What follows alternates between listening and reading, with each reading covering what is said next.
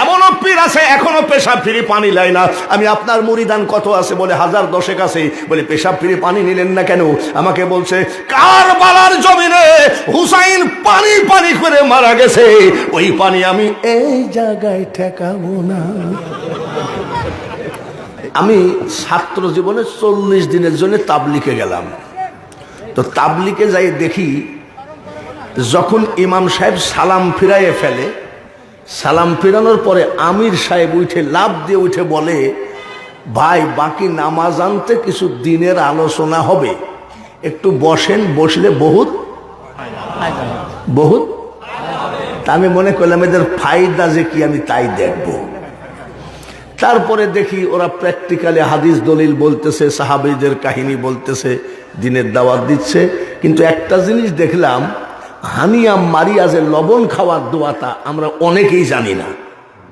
এটা লবণ খাওয়ার দোয়া, আল্লাহুম্মা বারিক লানা ফিমা রাযাকতানা ওয়াকিনা আযাবান নার। এটা ভাত সামনে আসার দোয়া। পেশাব পায়খানা ঘুম এসব প্র্যাকটিক্যাল ট্রেনিং দিচ্ছে, ঠিক কিনা? তা আমি কই কি ব্যাপার, এখানে তো আল্লাহ রসুল আর কুরআন হাদিসের কথার বাইরে কিছু নাই, কিন্তু সেই তাবলিগকে মানুষ এত খারাপ বলে, চিনি ডবল দেয়।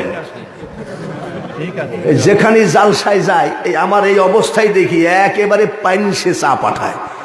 তার মানে মনে করে এটারেও ধরছে মনে হয়, না এখনো ধরে নাই। তো করছে কি, তাবলিগ জামাতে সবই তো আল্লাহ রসুলের কথা, ঠিক কিনা? আমি বাঙালি হুজুর জালসা দিনের দাওয়াত দিতে আসছি, আমাকে যদি 500 টাকা কম দেন আগামী বছর আর ডেট হবে না।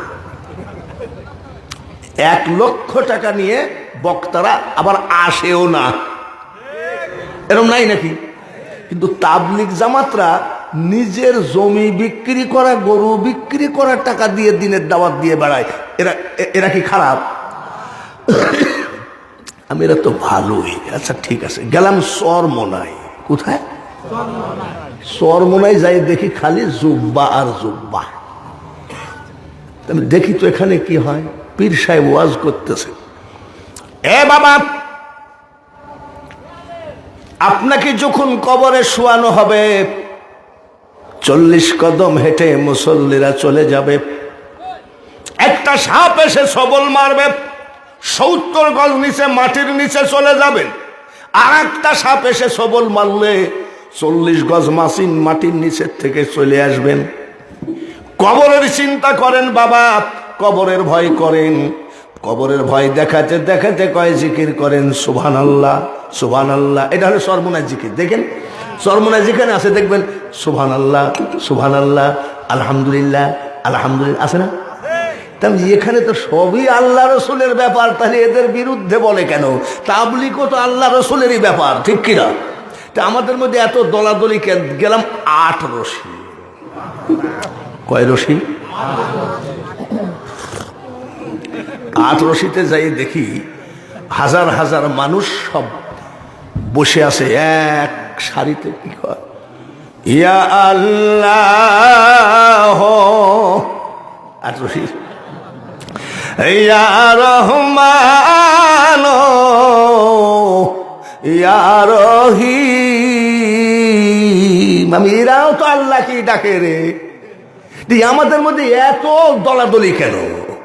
তাবলিগেও আল্লাহকে ডাকতেছে, চরমোনাই আল্লাহ, আর রশিতেও আল্লাহ। গেলাম ফুরফুরা, হাওড়া স্টেশন থেকে 700 টাকা দিয়ে ইন্ডিয়ান টাকা দিয়ে একটা গাড়ি ভাড়া করলাম, প্রাইভেট কার ভাড়া করে গেলাম ফুরফুরা। ফুরফুরায় যাই দেখি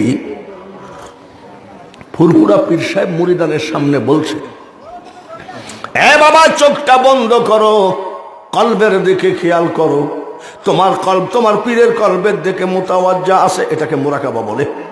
তোমার পীরের কলব তোমার দাদা হুজুরের কলবের দিকে মুতাওয়াজ্জা আছে। এইভাবে রসুল পর্যন্ত গিয়ে বলতেছে, পড়ো লা ইলাহা ইল্লাল্লাহ। এখানেও তো আল্লাহ রসুলেরই ব্যাপার। তাবলিগ, চরমোনাই, 8 রশি সব তো আল্লাহ রসুলেরই ব্যাপার। গেলাম আজমির শরীফ। আজমির যাই দেখি ওখানে তো বাংলা নয়, দেখি তো কি হয়। জব জিয়ন টুট জায়েগা आसमान जमीन फना होगा कहाँ रहे गसब ये कुदरत है ओ तेरी ओ दुनिया बनाने वाले क्या होगा दुनिया तेरी আমি এখানেও তো সেই লাইন মোতাবেকই কথা রে মানে আল্লাহকে বলছে হে দুনিয়া বানানে ওয়ালে যখন কিয়ামত হবে তখন এই সব কোথায় যাবে এটাই বলছে আমি এটাও তো ঠিক আছে রে আজমিরও ঠিক আছে ফুরফুরায় চরমোনায় তাবলিগ আটরশি দেখি শাহজাদপুরে আমাদের কিছু লোক মুরিদ হইতে আসে ওইখানে একটা কওমি মাদ্রাসায় আমাকে প্রধান বক্তা করেছে ওয়াজের পরে মুফতি সাহেবকে বললাম যে ভাই একটু পীরের দরবারে যাবো চলেন যায় পীরের দরবারে ঢুকলাম তো জিকির করতেছে সব গোল হয়ে বসে চন্দ্র সূর্য গ্রহ তারা আল্লাহর জিকির করে তারা মানুষ হইয়া তোমরা কেন আল্লাহ আল্লাহ করো না আমি এখানেও তো আল্লাহ আমাদের মধ্যে এত ঝামেলা কেন আমি এই টেনশন আমার চাই না গেলাম চিটাগাং মাইজ ভান্ডার মাইজ ভান্ডারে যাই দেখি এক পাগল বসে বসে গান গায় কোন সাধনে পাবো খোদারে